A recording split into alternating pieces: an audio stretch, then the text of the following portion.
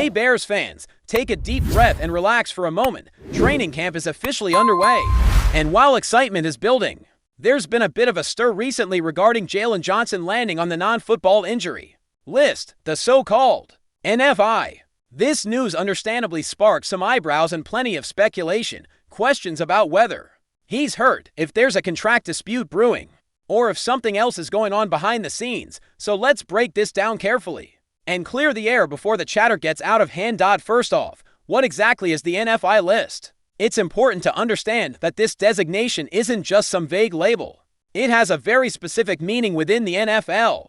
The league uses the NFI status to classify players who are sidelined due to injuries or illnesses that did not happen during official team activities. That means if a player got hurt at a personal workout, a recreational event, or even from a pre-existing condition unrelated to football, the team can place him on this list. It's a way for clubs to manage their rosters while acknowledging that the injury didn't occur on the field or during official practice. Now, when Jalen was placed on the NFI list, the timing was interesting. Just the day before, he had made some remarks on the Rich Eisen show that got a lot of Bears fans thinking.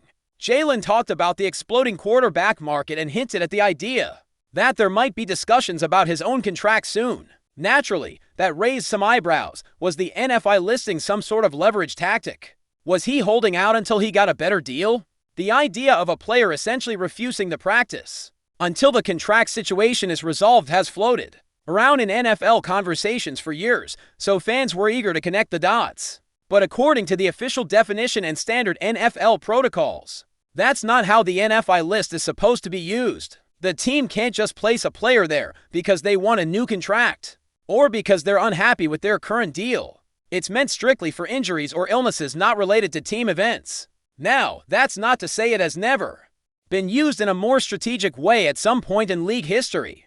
Teams and players have a complex dance behind the scenes sometimes, but in this case, the credible sources close to the Bears have strongly suggested that there is no contract dispute at play here. So for now, Bears fans should probably breathe a sigh of relief. Looking back at Jalen's comments, he mentioned that a lot of corners around the league are getting paid big money lately, and he almost feels like there could be another conversation about his own contract in the near future. He's watching the market move fast, and understandably so. Players like Stingley and Sauce are reportedly making around $30 million a year, and J.C. Horn, whom Jalen is often compared to, is making about $25 million annually. When you consider Jalen's current contract, a 4-year deal worth $76 million with about $54 million guaranteed, which was a big number at the time, you can see why he might be paying close attention to the evolving financial landscape. One thing that really stands out in Jalen's contract situation is how front-loaded the guaranteed money was. Nearly all of the guaranteed cash was paid in the first 2 years of the deal, meaning after this current season, there's technically no guaranteed money left on the table. That's a huge point of concern for any player, especially one trying to secure his future in a league that's known for its physical toll and unpredictability. Jalen's smart enough to know this, and while he may not publicly say it, behind closed doors he's likely thinking about how to protect himself financially down the road. But here's the thing, from a professional standpoint, if you sign a 4-year contract just a year ago, it's generally expected that you'll honor that deal and see it through before pushing for a new contract or holding out. It's not uncommon for players to renegotiate or ask for extensions, but doing so too early can create friction and isn't always looked upon favorably by teams or fans. My advice to Jalen, if he were asking, would be to focus on balling out this season, proving he's worth every penny, and then revisiting the contract conversation when the guaranteed money truly runs out. That way, he's playing from a position of strength rather than impatience. Of course, all of this is just speculation. Jalen has expressed his readiness and commitment during interviews, and there's no concrete evidence that he's holding out or unhappy to the point of skipping practice. In fact, veterans don't even have to report until tomorrow, so it's not like he's late or missing anything major right now. There could even be personal reasons. Maybe he's handling some family matters, like staying with his daughter in California for a few extra days. Until more information comes out, the best move is to stay calm and avoid jumping to conclusions. Now, Jalen isn't the only Bears player currently on the NFI list. Jay Walker, an undrafted free agent receiver who's been generating some quiet buzz, is also sidelined. rookies reported just a couple of days ago. So it's possible that Walker tweaked something minor during off-season workouts, or the period between OTAs and reporting. Usually, when players show up for camp, they undergo thorough medical exams, and any small injury that pops up could land them temporarily on the NFI. This might just be a precaution or a minor setback rather than a serious issue, but it's definitely something to keep an eye on as camp progresses. Then there's Ian Wheeler, whose name has come up alongside these recent updates. Wheeler is still recovering from a torn ACL suffered last year, and while it's not uncommon for players to get week-old injuries during the offseason, the fact that he's on NFI, rather than the physically unable to perform PUP list, suggests that this isn't a brand new football-related injury. More likely, it's part of a cautious approach to ease him back into full contact and high-intensity workouts.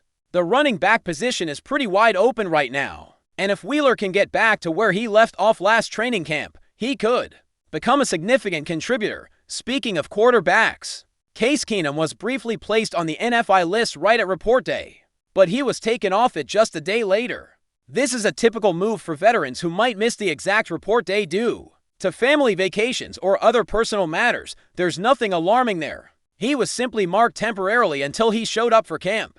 If something serious was going on, we would have heard by now, so it seems to be all routine. Switching gears briefly, the NFC North Division as a whole has seen some tough luck with injuries this offseason. The Detroit Lions, for example, are already facing a major blow. Levi Onwuzurike, their defensive tackle and a key run stopper, suffered a season-ending ACL tear. That's a huge loss for a defensive line that needs all the help it can get. Detroit re-signed him during free agency for about $5 million, so it's disappointing for the team to lose a player they invested in.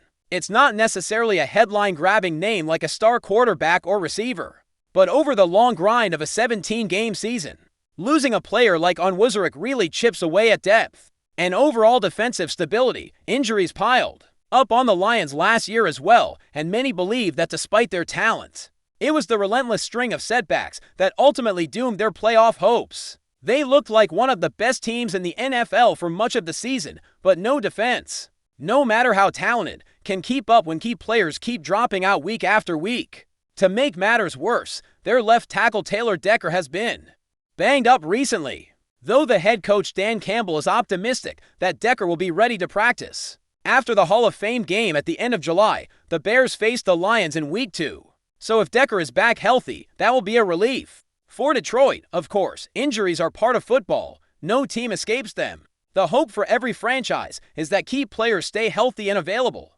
because often it's a game of luck just as much as skill. The Bears themselves will undoubtedly have their share of bumps and bruises this season, but right now, the news around the team isn't cause for panic. Looking ahead, the question on everyone's mind is who will come out on top in the NFC North this year. Will the Bears make the leap from the bottom to the top? Or will the Lions continue their recent dominance with a third straight division title? Maybe the Packers will surprise everyone once again.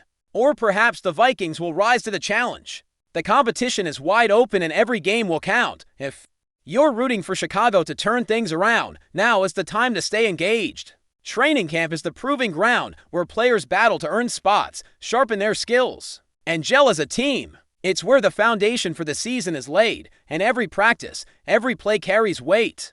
The story of Jalen Johnson and his contract situation is just one piece of a much bigger puzzle. Watching how the Bears navigate injuries, roster moves, and player development over the coming weeks will give us a clearer picture of what this team can accomplish. Before we continue, don't forget to subscribe to our channel and give this video a like. Your support helps us keep bringing you the latest updates on our Chicago Bears. And don't be shy, drop your thoughts on the news in the comments below.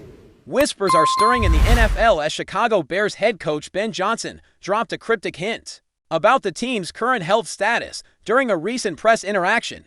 Johnson alluded to the presence of a contaminated player within the Bears roster, sparking a wave of speculation among fans and analysts alike. Although the coach didn't provide explicit details, his choice of words has ignited a firestorm of rumors regarding what exactly this contamination could mean for the team. Is it a case of injury, illness, or something more serious? The ambiguity leaves the door wide open for a host of theories. Some insiders suggest it might be related to a COVID-19 infection or another viral condition. That has the potential to disrupt training sessions and upcoming matches. Others speculate that it could be a metaphorical contamination, perhaps a player whose performance or attitude is negatively affecting team dynamics.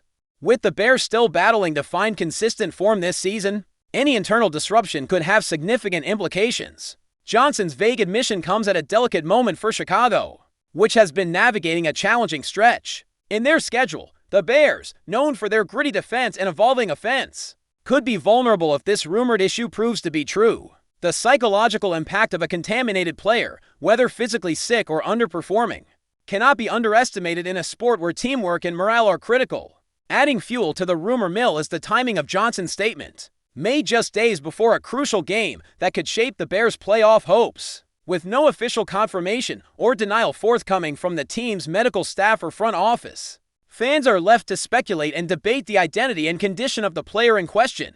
Social media platforms have exploded with theories, with supporters desperately hoping this is a minor setback rather than a major blow. The Bears have always been a team that thrives on resilience, but this hint of internal contamination poses fresh challenges. Will Johnson's squad be able to rally and overcome the unseen obstacle? Or is this just the beginning of deeper troubles within the locker room? Only time will tell. But for now, the NFL world watches with bated breath as the Chicago Bears navigate through this swirling cloud of uncertainty. That's it for this update. If you enjoyed the video and want to stay updated with exclusive news about our Chicago Bears, be sure to subscribe to our channel and hit that like button. We can't wait to hear your thoughts in the comments. See you in the next video.